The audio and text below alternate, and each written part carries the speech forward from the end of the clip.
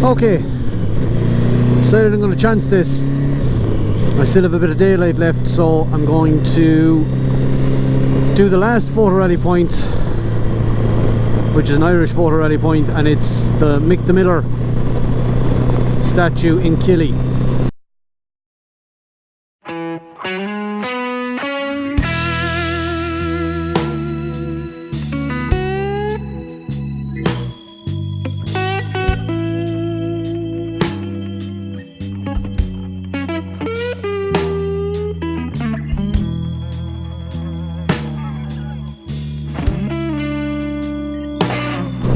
And I'm going to do it because I've driven past it on the bike about 8 or 10 times, but I've always been kind of coming from the Tullamore side, and it's only 5 minutes out the road, so it wasn't ever going to be a very long video, so I kind of always just passed on by while doing other videos.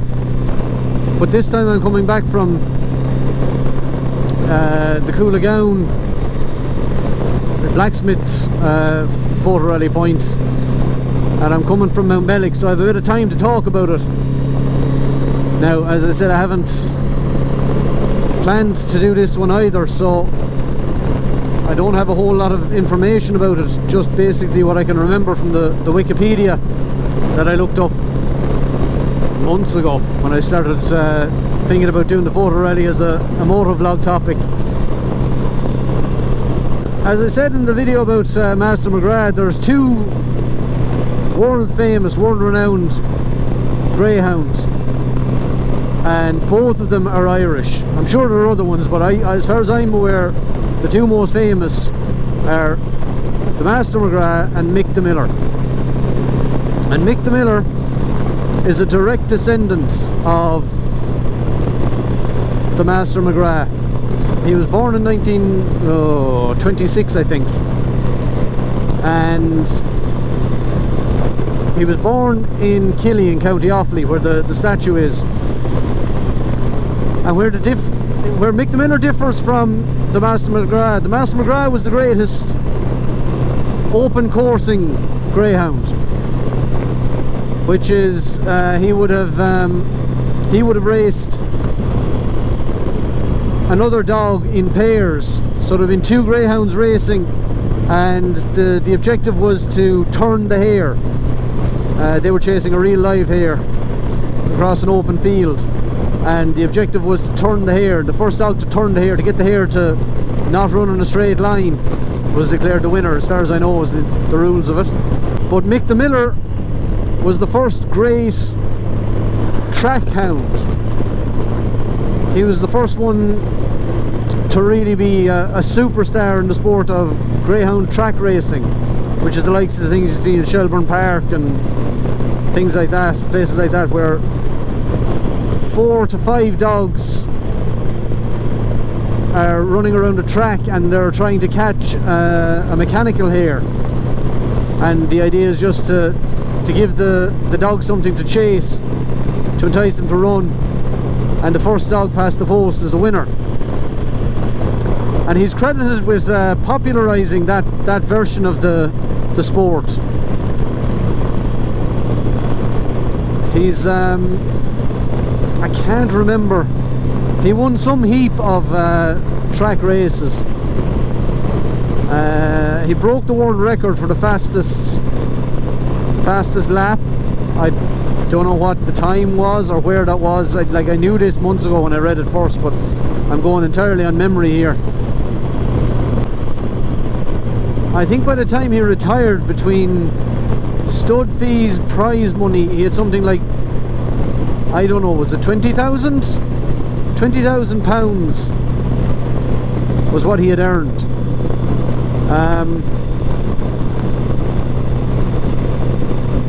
And he was also a film star. A film was made called Wild Boy in 1934.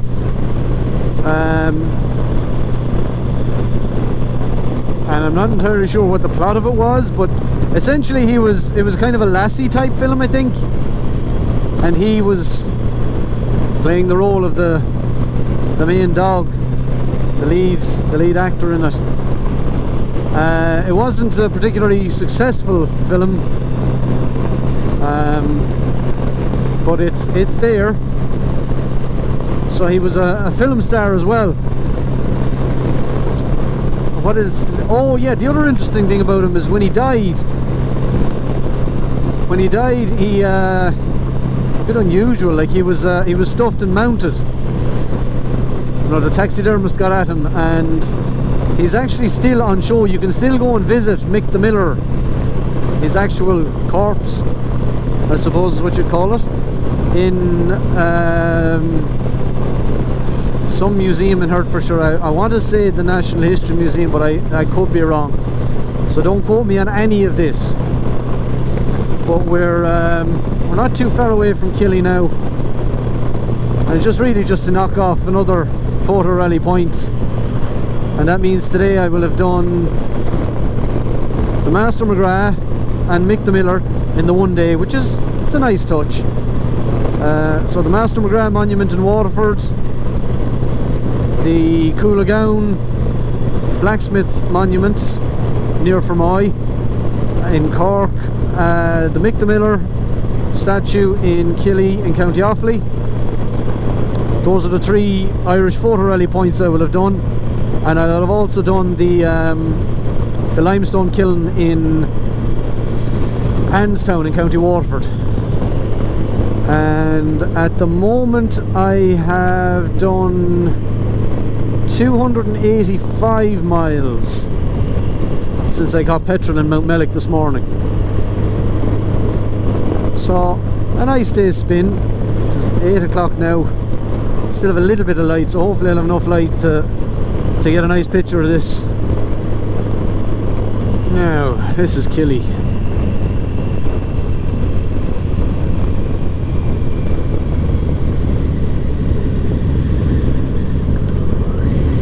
Oh, I think I'll go down and turn and come back up.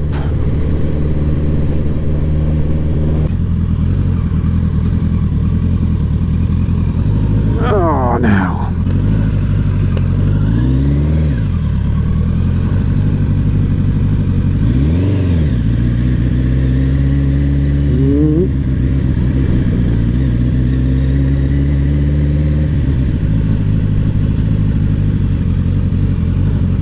There, that should do it. So there's the statue, and apparently it's to scale, I think, because he had a scar. Yeah, see, look, there was a scar on his right cheek. It's very cool sculpture. Elizabeth O'Kane, sculptor, 2010. Now let's see. First superstar of greyhound racing. He was in his prime when the new sport of track racing was in its infancy, and won all before him with his unique racing style. His ability to win races by staying out of trouble and empowering ahead to win at the finish endeared him to the public. They turned up in their thousands to watch him run. 49,000 people witnessed his second Derby win in White City in 1930. He was 13 generations descended from the Master McGrath. There you go, he won Punchestown and Shelburne in 1928.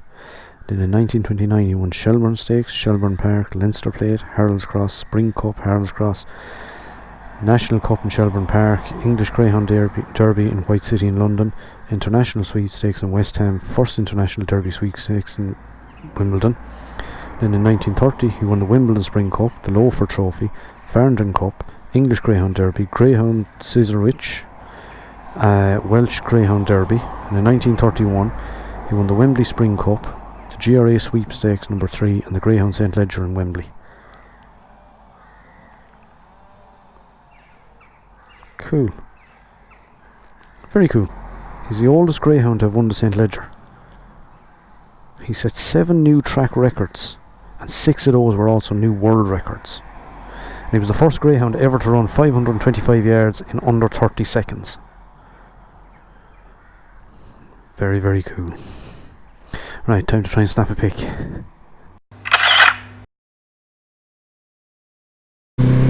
So that's Mick the Miller done and dusted. And another one off my list. Coming into the fine weather now, hopefully, although I think, as far as I know, tomorrow's meant to be bad. And to be honest, I'm after getting away with 2 days in a row out on the Photo Rally trail. After doing, I suppose, the guts of 450, 500 miles in the last 2 days. So I'll hardly get out again for another little while, but at least I'm starting to progress through them anyway. And as always, I'm absolutely loving this Photo Rally. The things you get to see, the roads you get to travel, the people you get to meet, it's just brilliant.